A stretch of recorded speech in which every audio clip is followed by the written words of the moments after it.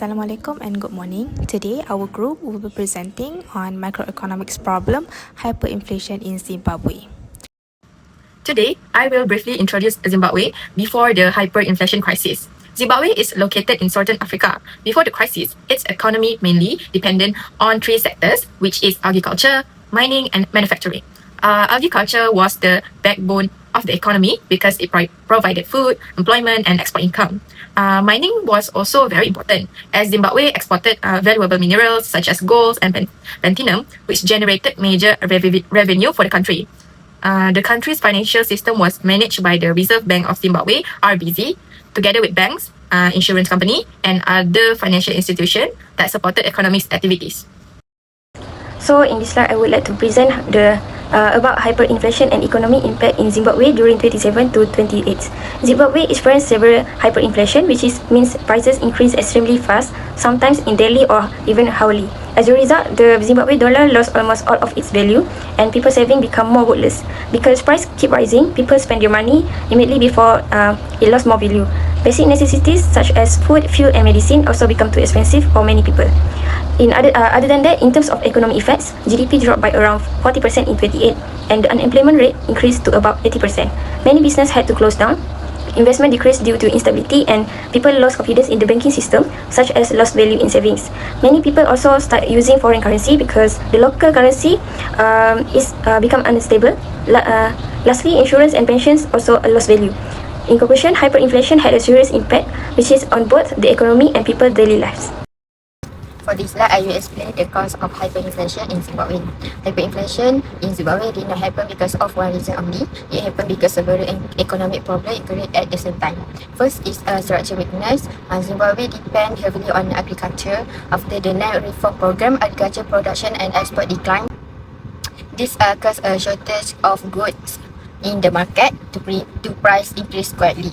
Second is fiscal imbalance. The government spent more money than it collected from taxes. To cover the budget deficit, the government borrowed money and printed more money, which increased inflation. Third is excessive monetary expansion. The central bank printed too much money to finance government spending. However, the production of goods did not increase. As a result, there was too much money chasing too few goods, causing price to rise rapidly. Finally, policy failures, price control and foreign exchange control reduce production and create shortage of essential goods. This policy made hyperinflation even worse. In conclusion, these four factors worked together and caused Zimbabwe to experience one of the worst case of hyperinflation in history. Thank you. Next, I'll be explaining about the effect of microeconomic problem in Zimbabwe. So there are four main effects, which is on GDP, people's purchasing power, the banking sector, and foreign direct investment (FDI). So first, the effect on GDP. So when production costs become higher, many business struggle to operate, and some even close down. Because of that, the country's economic output decreased, causing GDP to fall. As you can see, GDP dropped by 3.7% in 2007 and 17.7% in 2008, which shows how serious that situation was. So next is the effect on citizen purchasing power. Since prices increased very quickly, but salary didn't increase at the same rate, people couldn't buy as many goods as before. Many families found it harder to afford daily necessities, and this also caused the standard of living to decrease. So the third one is on the banking sector. During this period, people's saving lost value because of inflation. Some people even withdrew their money from banks or changed it into foreign currency because they were worried about the economy. This created liquidity problems for banks and reduced public confidence in the financial system. So lastly is the effect on FDI. So when the economy becomes unstable and the exchange rate keep changing, foreign investors become less confident. As a result, fewer companies invest in the company, and this slowed down economic growth and reduced job opportunities.